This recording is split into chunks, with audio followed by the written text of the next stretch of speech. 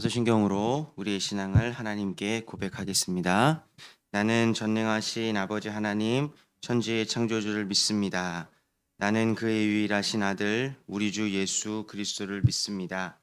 그는 성령으로 잉태되어 동정녀 마리아에게서 나시고 본디오 빌라도에게 고난을 받아 십자가에 못 박혀 죽으시고 장사된 지 사흘 만에 죽은 자 가운데서 다시 살아나셨으며 하늘에 오르시어 전능하신 아버지 하나님 우편에 앉아 계시다가 거기로부터 살아있는 자와 죽은 자를 심판하러 오십니다. 나는 성령을 믿으며 거룩한 공교회와 성도의 교제와 죄를 용서받는 것과 몸의 부활과 영생을 믿습니다. 아멘. 우리 찬송가 214장입니다. 찬송가 214장 나 주의 도움 받고자. 찬송가 214장 나 주의 도움 받고자 우리 하나님께 찬양 올려 드립니다.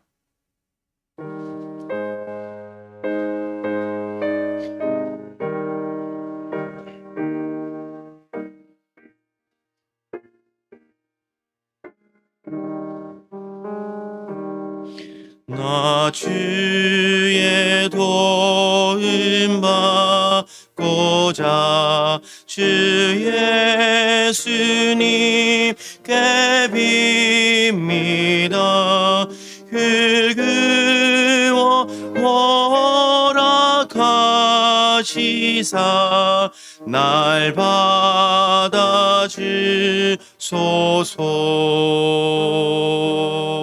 내 모습 이대로 주 받아주소서.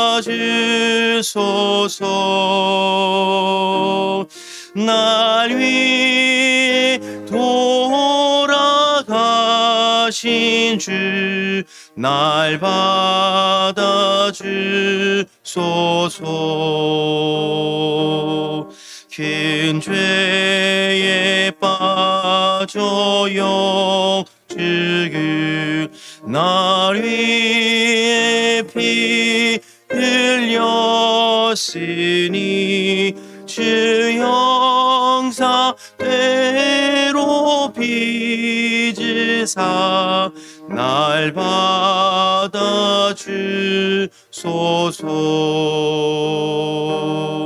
내 모습 이대로 주 받아주소서. 날 위해 돌아가신 주 날 받아주소서.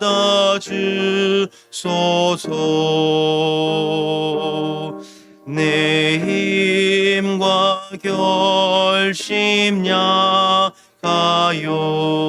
늘 깨어지기 쉬우니 주 이름으로 구원해 날 받아주소서.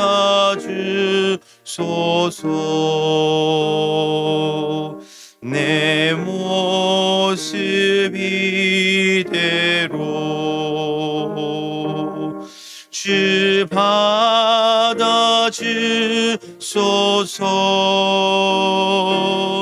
날 위해 돌아가신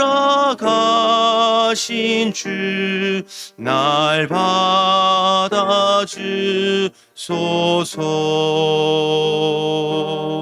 내 주님 서신 발 앞에 나 엎드렸으니 키 크신 역사 이루게 날 받아주소서.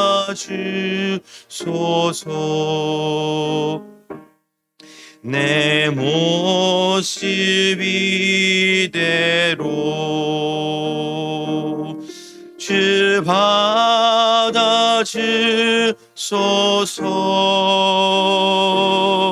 날 위해 돌아가 하신 주 날 받아 주소서.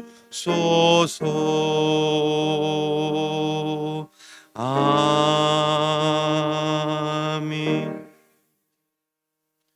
오늘 우리에게 주시는 하나님의 말씀은 사무엘상 23장 1절에서 14절까지의 말씀입니다. 오늘 우리에게 주시는 하나님의 말씀은 사무엘상 23장 1절에서 14절까지의 말씀입니다. 여러분이 한 절씩 교독하고 마지막 14절은 함께 읽도록 하겠습니다. 사람들이 다윗에게 전하여 이르되 보소서 블레셋 사람이 그일 날을 쳐서 그 타작마당을 탈취하더이다 하니 이에 다윗이 여호와께 묻자와 이르되 내가 가서 이 블레셋 사람들을 치리이까? 여호와께서 다윗에게 이르시되 가서 블레셋 사람들을 치고 그 일날을 구원하라 하시니 다윗의 사람들이 그에게 이르되 보소서 우리가 유다에 있기도 두렵거든 하물며 그일라에 가서 블레셋 사람들의 군대를 치는 일이리까 한지라.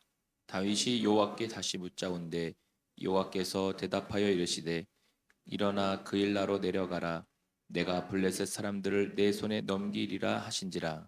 다윗과 그의 사람들이 그일라로 가서 블레셋 사람들과 싸워 그들을 크게 쳐서 죽이고 그들의 가축을 끌어오니라.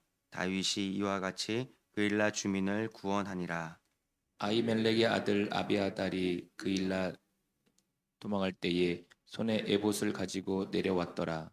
다윗이 그일라에 온 것을 어떤 사람이 사울에게 알림해 사울이 이르되 하나님이 그를 내 손에 넘기셨도다.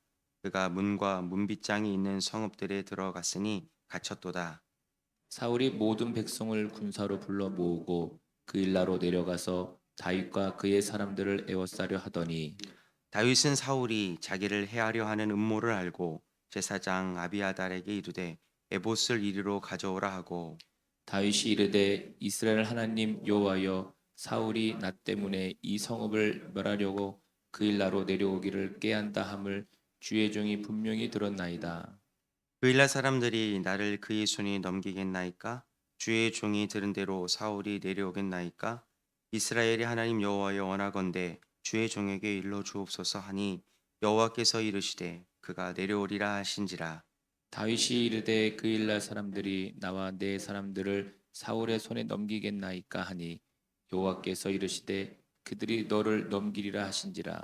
다윗과 그의 사람 600명 가량이 일어나 그일라를 떠나서 갈 수 있는 곳으로 갔더니 다윗이 그일라에서 피한 것을 어떤 사람이 사울에게 말하매 사울이 가기를 그치니라. 함께 읽습니다. 다윗이 광야의 요새에도 있었고 또 십광야 산골에도 머물렀으므로 사울이 매일 찾되 하나님이 그를 그의 손에 넘기지 아니하시니라. 아멘. 이것은 하나님의 말씀입니다. 기도하겠습니다. 존귀하신 하나님 은혜를 감사합니다. 오늘도 이 아침, 이 새벽, 이 첫 시간을 하나님께 거룩하게 구별하여 올려드립니다. 우리가 하나님께 우리의 마음과 중심과 우리의 정성을 마음껏 올려드리오니 이 시간 말씀으로 또한 기도 가운데 우리에게 응답해 주실 줄 믿습니다.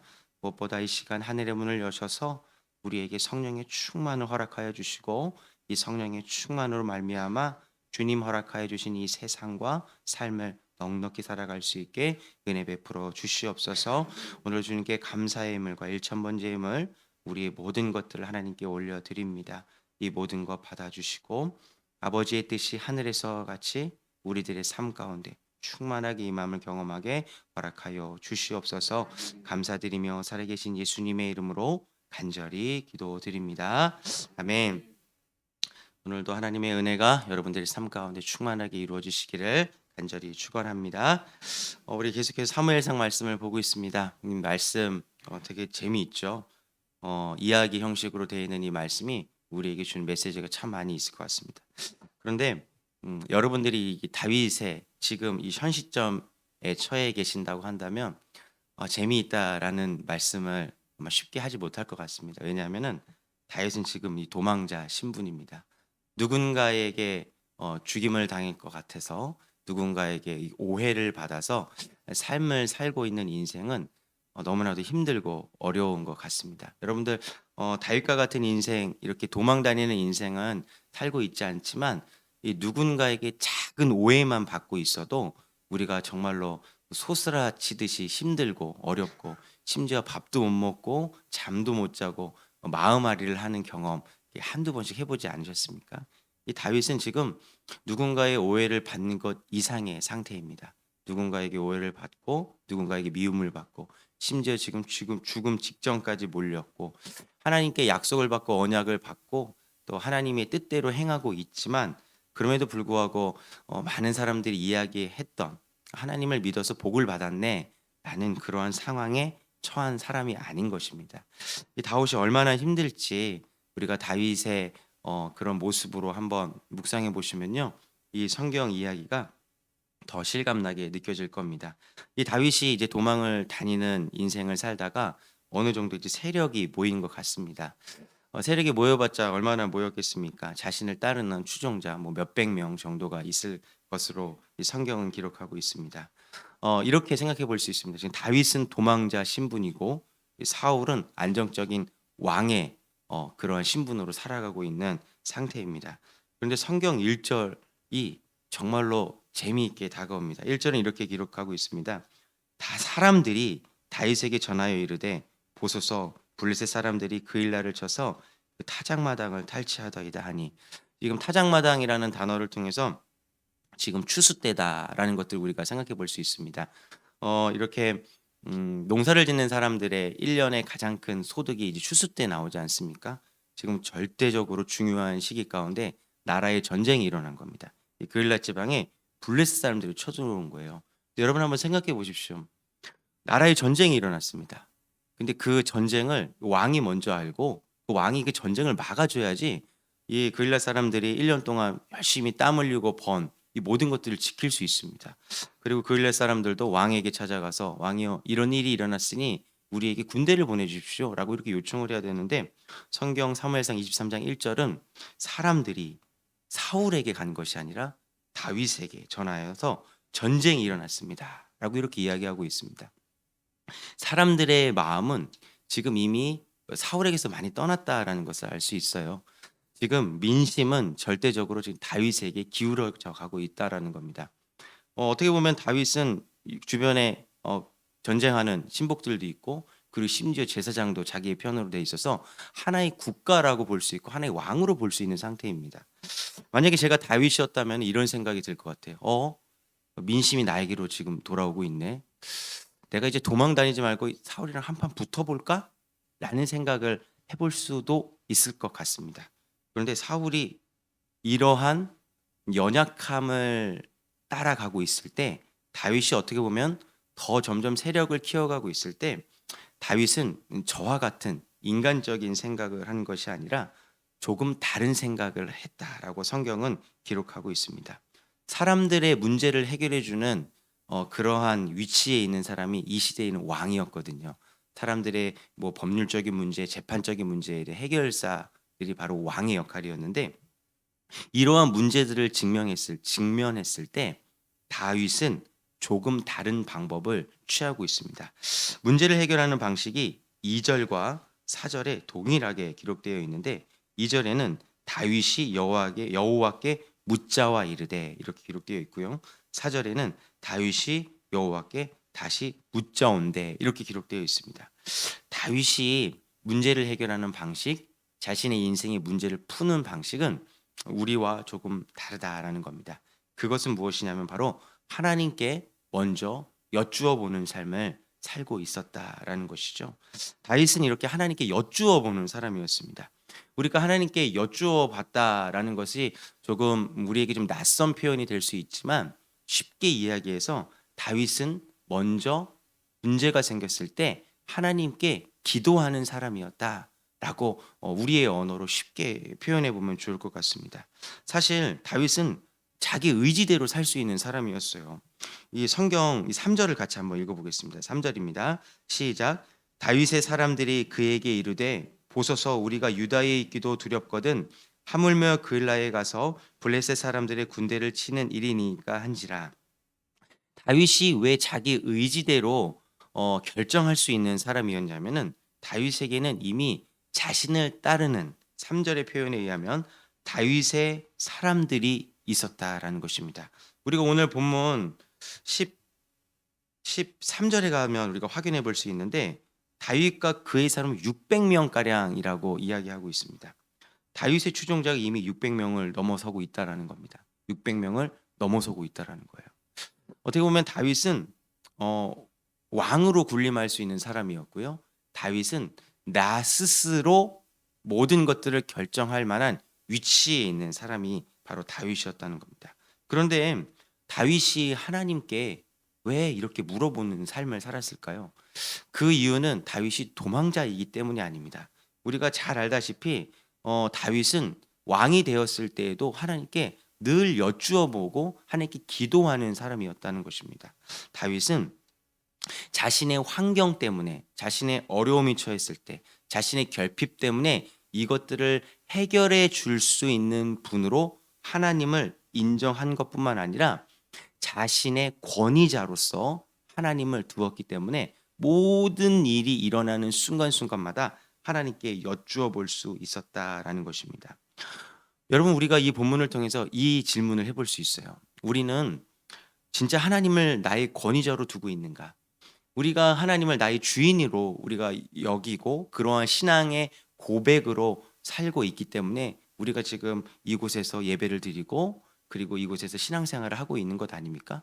그런데 우리가 입술로는 하나님은 나의 주인이십니다. 그리고 하나님은 나의 모든 것입니다. 라고 이렇게 고백을 하지만 실상 우리는 다윗처럼 하나님을 우리의 권위자로 두는 삶을 잘 살고 있지 않은 것 같습니다. 그것은 우리의 삶을 보면 알 수 있어요. 어제의 삶을 한번 생각해 보십시오. 우리가 하나님을 믿는다고 하고 또 하나님을 나의 권위자로 둔다라고 우리가 하지만 여러분 한번 솔직하게 판단해 보면 우리는 하나님께 여쭈어 보는 그러한 삶을 잘 살고 있지는 않은 것 같습니다.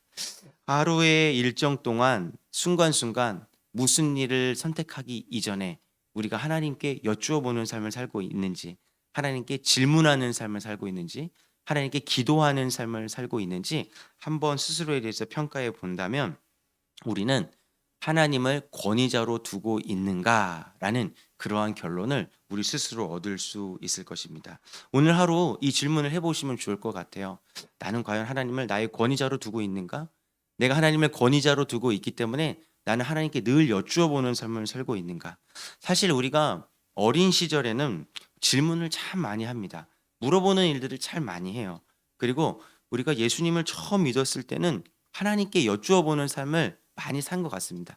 그런데 우리가 어떻게 보면 신앙의 연수가 지날수록 그리고 우리가 직분을 받을수록 어떻게 보면 우리가 나이가 들어갈수록 우리가 권위자이신 그 하나님, 우리의 권위자인 그분께 물어보는 삶을 살지 못하고 우리 스스로 때로는 우리의 경험과 또 우리의 지식과 또한 우리의 삶의 방식을 통해서 내 삶을 결정해 버리는 이런 어리석은 삶을 살 때가 너무나도 많이 있는 것 같습니다. 하지만 다윗은 좀 달랐다는 거죠. 다윗이 하나님께 여쭈어 봅니다. 2절에 여쭈어 봤더니 진짜 하나님께서 다윗에게 말씀하십니다. 여호와께서 다윗에게 이르시되 가서 블레셋 사람들을 치고 그 일날을 구원하라 하시니 하나님께 이렇게 응답받는 삶을 살고 있는 다윗의 모습을 봅니다. 그런데 문제가 하나 생깁니다. 그것이 무엇이냐면은 3절입니다. 다윗의 사람들, 다윗을 따르던 추종자, 어떻게 보면은 도망자 신분에 의존할 수밖에 없는 나의 피부치와 같은 신복들이 반대를 하는 일들이 3절에 일어나고 있다는 겁니다. 어떻게 보면 다윗의 사람들의 반대는 합리적인 것입니다. 지금 그일라로 가서 이 그일라 사람들을 도와주잖아요. 그러면 나는 그일라에 있습니다라고 사울 왕에게 노출되는 어떻게 절대적으로 위험한 그러한 환경에 놓일 수 있기 때문에 다윗의 사람들, 신복들, 어떻게 보면 측근들이 반대하는 것은 당연합니다. 이렇게 하나님의 말씀을 순종하려고 했을 때 누군가가 반대를 해옵니다. 여러분 이런 경험 많이 있지 않습니까? 내가 하나님의 음성을 듣고 이제 하나님의 일들을 결단하려고 했는데 내 주변에 있는 사람들이 그건 아닌 것 같아. 그거는 옳지 않은 것 같아. 라고 이렇게 브레이크 걸 때가 종종 있으시죠. 그럴 때 다윗은 어떤 삶을 살았냐면 동일한 삶을 살았다는 겁니다. 또 하나님께 여쭈어 보는 거예요. 하나님, 그 사람들의 말이 옳습니까? 하나님의 음성을 들은 것이 내 생각은 아닙니까? 라고 다시 한번 사절을 통해서 여쭈어 보는 일들이 일어납니다. 사절 다시 한번 같이 읽어보겠습니다. 시작. 다윗이 여호와께 다시 묻자온데 여호와께서 대답하여 이르시되 일어나 그 일하로 내려가라. 내가 블레셋 사람들을 내 손에 넘기리라 하신지라. 아멘. 사람들의 의견이 사실은 더 합리적일 수 있어요. 그렇지 않습니까? 지금 다윗은 도망자 신분입니다. 도망 다녀야지 후일을 도모할 수 있고 생명을 지켜내야지 후일을 도모할 수 있습니다. 그것이 다윗을 따르는 추종자에게도 이득일 수 있어요. 그리고 다윗을 따르는 사람들의 주장이 옳습니다. 이성적으로도 옳고 그리고 모든 면으로 봤을 때 이것은 정말로 옳은 일입니다. 그런데 다윗은 사람들의 소리에 귀를 기울이지 않았다는 겁니다. 우리 인생에 있어서 두 가지 의견이 부딪힐 때가 있어요. 사람들의 의견과 하나님의 의견이 부딪힐 때가 있습니다. 이럴 때 우리는 기도해야 됩니다. 그리고 우리가 무엇을 선택해야 됩니까? 하나님의 의견을 붙잡고 그 하나님의 뜻에 순종할 수 있는 그러한 믿음과 그러한 체력을 우리가 길러내셔야 됩니다. 결국 다윗의 선택은 다른 것이 아니었습니다. 내 의지의 선택도 아니었고 사람들의 조언도 아니었습니다. 다윗의 선택은 무엇이었냐면은 권위자이신 하나님의 뜻을 선택한 것이 다윗의 삶이었습니다. 그랬더니 어떤 결과가 일어났습니까? 정말로 그일라 주민들 가서 구원하였고 블레셋 사람들을 물리치는 결과가 나타나게 되었습니다. 그런데 좀 속상한 일이 하나 일어납니다. 그것이 무엇이냐면은 하나님의 뜻대로 순종하였고 하나님의 말씀에 순종하여서 정말로 그일라 지방으로 가서 블레셋 사람들을 물리쳐서 이제 앞으로 더 윤택한 삶을 살기를 원하는 것이 다윗의 마음이 있어야 되는데 그리고 그렇게 펼쳐져야 되는 것이 우리 신앙인들이 원하는 삶인데 이 다윗의 삶은 그렇게 뜻대로 이루어지는 것 같지 않습니까?